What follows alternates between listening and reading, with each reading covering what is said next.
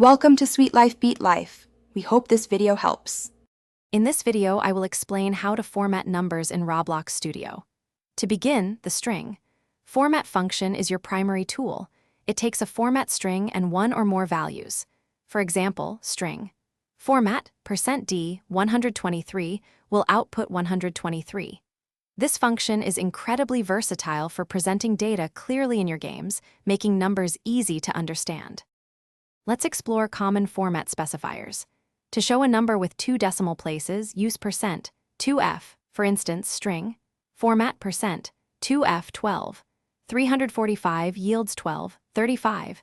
You can also add commas for thousands by using %d for integers or display percentages with %1f%%.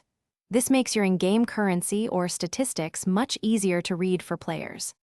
Beyond the basics, you can pad numbers with leading zeros using %0and, where n is the total width. For example, %05d makes 00123. Aligning text within a fixed width is also possible.